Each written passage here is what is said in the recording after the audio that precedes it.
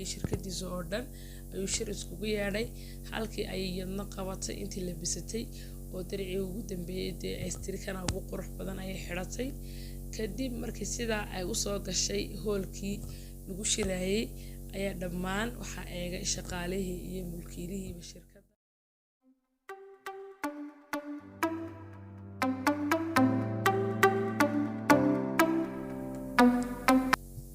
السلام عليكم ورحمة الله تعالى وبركاته أصحابتي قالقان جعلي سودا وهذا ولاشين اسمه channel كاد قد داوانيسان هو اسمه channel waxaan idin gaafar ku soo dhawaada meel kasta dunida aad ka joogtaan waxaan idinku mahadnaqayaa sida quruxda badan leh mar walba aad igu xirantiin fariimaha dhiirigelinta iyo ducada isku jira aad soo dirtaana waad ku mahadsantiin walaalay qaaligan jecelahay waxaan idin gaafar ku soo dhawaada channelku waa channelkiini halkan waxaan idinku wadaa qisadeeni ayaan insha Allah halka ka sii wadi doonaa intiinan qisada aynan u guda gelin waxaan idinka codsanayaa haddaad channelka ku cusub tahay subscribe-ta ii saar gambaleelka furo saad ula socoto waxyaalahan soo geliyo channelkan insha Allah haddaad nala sii joogteen muuqaalka sii share gare siina like gare intaa waad ku mahadsantihiin waan idinku mahadnaqayaa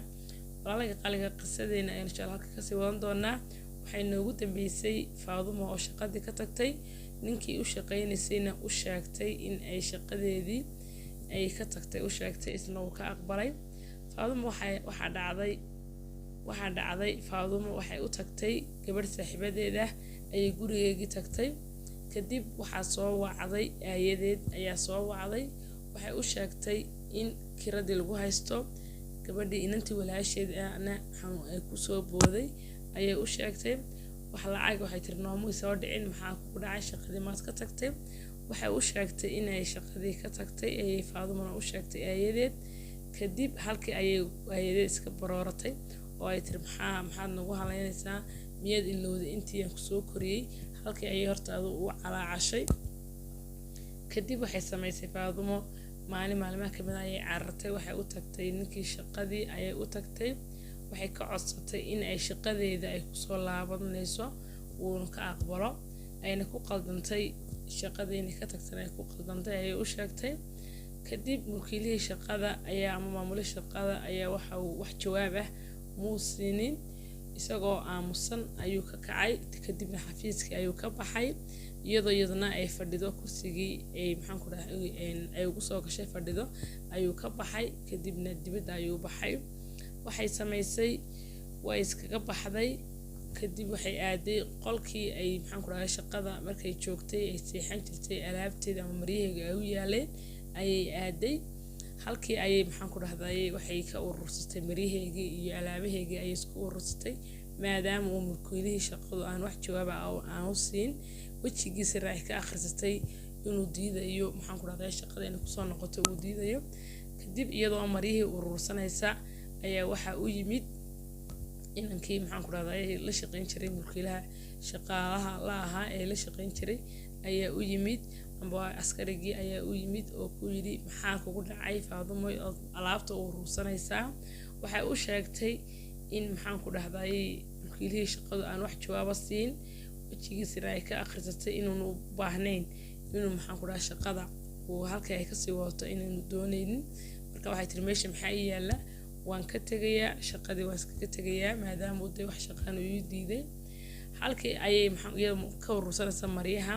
ayuu ku yiri bishaaro ayaan ku hayaa waxaan ku dhahday ninkii wuxuu mulkiile shaqadu wuxuu ayada u diray lacagtii adigana kadis ayuu ku diyaariyay halkii ayay faraxday aad ayay u faraxday kadib way yaabtay wuxuu ku yiri inakeen uu kaxeeyay kadib wuxuu geeyay qol ayuu geeyay wuxuu tusay shandad dhar ah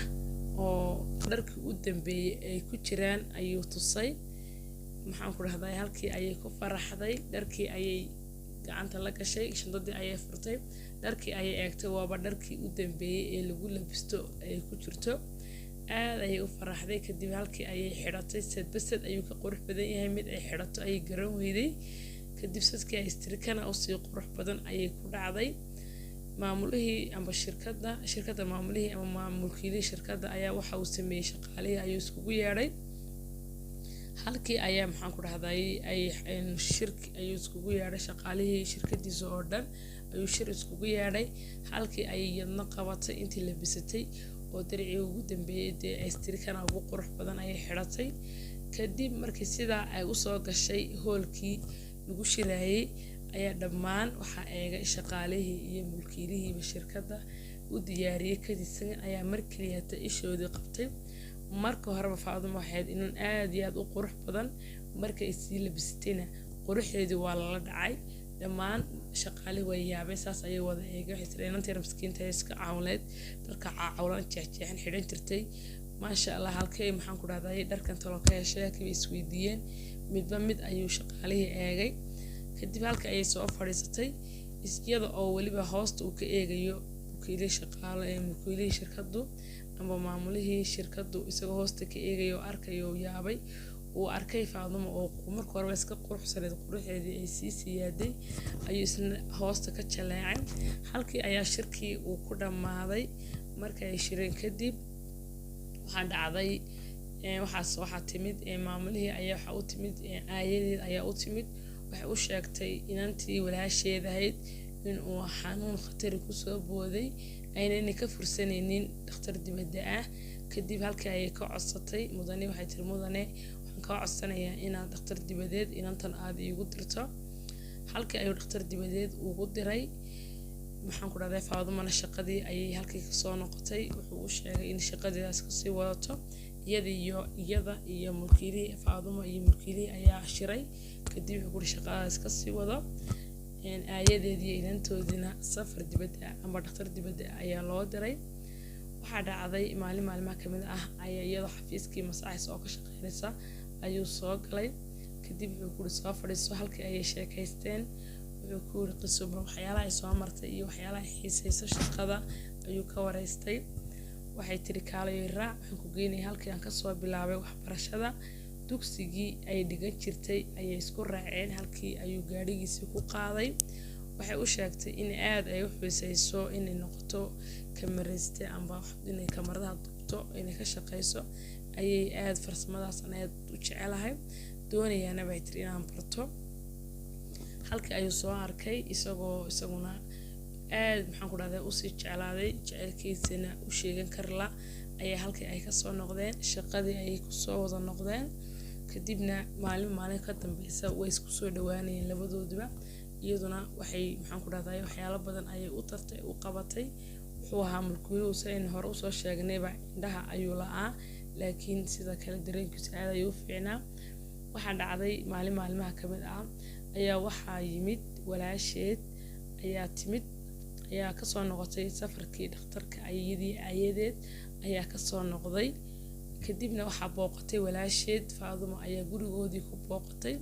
waxa u tagtay Faadumo oo maasha Allah noqotay oo maxaan ku dhahday dharka xiran tahay iyo si u labsantahay aan laga sheekeyn karin halkii ayay maxaan ku dhahday aayadeed iyo walaasheed hoosta ka eegan way yaabeen inantii tolo maxaa ku dhacay isbedeshay maasha Allah wadan quruxeedii iyo dharkii way la yaabeen halkii ayay waxay isha hoosta ka eegtay walaasheed iyadoo ka xun qaabkay u labsan tahayna jeclaysan ayaa aad uga xun ayaa waxay u dhoola cadaysay waxay tiri walaashay maasha Allah waad qurux badan tahay aad ayaad maxaan ku dhahday labiskaagu uu qurux badan yahay ku tiri iyadoo haddana aan jeclaysan ayaa maxaan ku dhahday dana afka ka tiri niyadana ka caayso oo ka xun dharka xiran tahay halkii ayay ka soo noqotay Faadumo oo shirkadii amba shaqadii ay ku soo noqotay habeenkiina halkaas ayay qol kamid ah iyadii shaqaalaha hablaha ka shaqeeya meesha ay seexan jireen waxaa dhacday maalmaha kamid ah ayaa waxa u yeedhay mulkiilihii shaqada ayaa u yeedhay kadib wuxuu u sheegay in uu maxaan ku dhahday la balansan yahay dhakhtarkii indhaha la balansan yahay 2 sano kadib dawooyin soo qaatay kadib dhakhtarka ayaa u sheegay inuu qalin gali karo uu rajeynayo inuu maxaan ku dhahday u soo laabtaan halkii ayay faraxday waxay tiri aad ayaan ku faraxsanahay mudane in maxaan ku dhahday mar labaad in maxaan ku dhahday aragtaada ku soo laabato waan ku garab taaganahay wuxuu Britoole ayaan galayaa maxaan ku dhahdaa qalin marka aad waxaan u jeclaysan lahaa inaan arko marka indhaha kala qaado waxaan jeclaysan lahaa inaan adiga markaaba ugu horreyn adiga ku arko waxay tiri no problem caadi weeyaan waxaan aniguna jecelahay bay tiri in maxaan ku dhahday aragtaada ay ku soo noqoto ayaa waxa soo dhanba ka muhiimsan ayay ku tiri kadib waxaa dhacday ballantii ayaa la gaadhay maalintii labaad ee maxaan ku dhahdaa isaa lahay maalintii ka dambeysay ayaa ballantii gaadhay dhakhtarkii ayay isku raaceen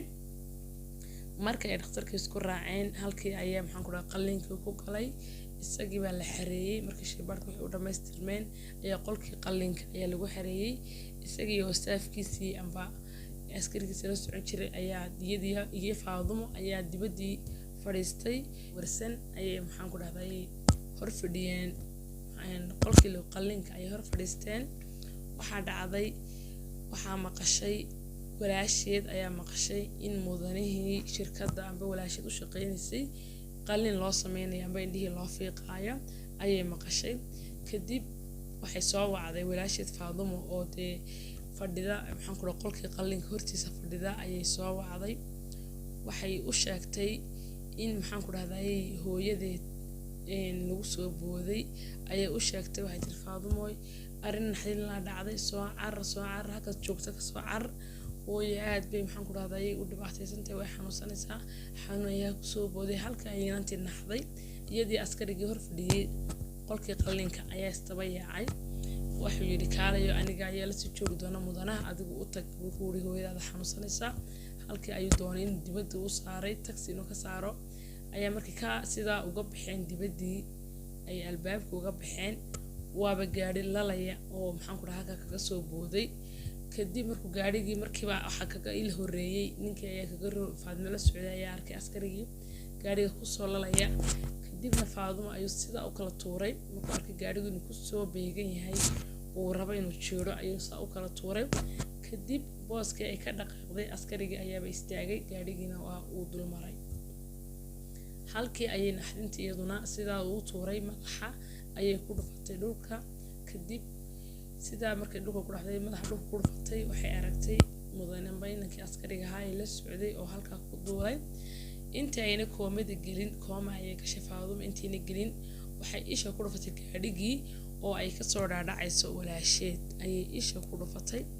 aad ayay markaa xitiri markaa kadib kooma ayaan galay waxaa dhacday waxay tiri maalintii dambe ayaa waxaan ku dhahdaa ku soo kacay amba koomadii aan ka soo baxay aniga qolkii waxaan ku dhahdaa aayadii ama guriga aayadii jiifa ayaan ku soo kacay kadib waxay tiri aayadii oo dul taagan ayaan arkay waxaan idhi tiri maxaa igu dhacay waxay tiri maxaa wax kooma gaara ku jir gaaraha ka ayay uga sheekaysay inantii ayaa ku tiri waxaad iga sheekaysaa markii aan gaadhigii arkay ee jiirayay waxaa ka soo dhacday walaashay mayada ayaa igu tala gashay inay disho maxaa dhacay kadib walaasheed ayaaba ka soo booday guriga qolka ay soo gashay waxay ku tiri aniga ayaa ku dilaya Faadumo waxay tiri noloshaada waan ka xumahay sidaad maxaan ku u labsantahay waan ka xumahay heerkaad gaadhay waan ka xumahay nafta ayaan ku dhaafinayaa ayay ku tiri hooyadeedna way ku qosashay kadibna Faadumo aad ayay u naxday waxay tiri walaashay maxaad dhibtaas oo dhan aad maxaan ku dhahdaa aad ii marsiinaysaa aad ayay uga murugootay hooyadeed ayaa u sheegtay inay wax walba ay walaasheed kala wareegayso waxay tiri Faadumo oo sariirta saaran tahay ayaa saarnaanaysaa wax walbana inantiina ayaa kala wareegaysaa maanta waa maalintii ay ku bedeli lahayd ayaa la gaadhay markaa hooyay iska nasabay ku tiri adigu aad ayay Faadumo u murugootay ay uga naxday arrinka ay ula yimaadeen iyaduna waxay maxaan niyad ku haysay inay arki doonto wiilkii amba mudanihii ay u shaqeynaysay qalliin ku jiray markii u horeysay indhaha ay kala qaadaba inay arki doonto amba arki doono ayay rajaynaysay laakiin wax walba way isbedeleen sidii way noqon weyday Faadumo iyo walaasheed aad ayay isku cod eekaayeen kadibna waxaa dhacday waxay tiri walaasheed ayaa ku tiri Faadumo sariirta sad jiifaysaa aniga ayuu maxaan ku dhahdaa wiilkani amba mudanaha guursanayaa markuu indhaha soo kala qaada ayuu ay arkaya marka adiga ayuu moodayaa marka coskana waan isku cod eegnahay labadeena cod lama kala garto isla markaa uu soo kacana aniga ayuu isha igu dhufanayaa kadib adiga ayaan iska ka dhigayaa adiguna halkaas ayaad jiifaysaa hooyada ayay ku tiri inanta gabadhaas Faadumo ayay soo bixin qolka iga hay haddii kale wax walba way maxaan ku dhahdaa iga xumaanayaan halka waxaa dhacday inantii walaasheed ayaa carartay dhakhtarkii ayay tagtay waxay hor fadhiistay qolkii qalliinka waaba maxaan ku dhahday maasha allah wiilkii qalliinka waa loo sameeyey indhihii uu kala qaaday isla markii uu soo baxay walaasheed ayuu mooday Faadumo iyadii ayuu mooday wuxuu ku yiri maasha allah waan ku arkayaa waan kugu faraxsanahay inaan ku arko maxaan ku dhahday aad ayaan kugu faraxsanahay nadii wax iska dhigaysaa walaasheedu waxay tiri aniga sidoo kale aan kugu faraxsanahay in qalliinkaaga lagu guulaysan aad ayaan ugu faraxsanahay iyadii ayuu moodayaa isagu codkana waa isku cod laakiin markuu arkay markii hore indhalaa codkeedii uu moodayaa Faadumana qolkii ayaa lagu xiray dusha ayaa laga qufulay kadib shirkadii ayay halkii shaqadeedii ayay ka gashay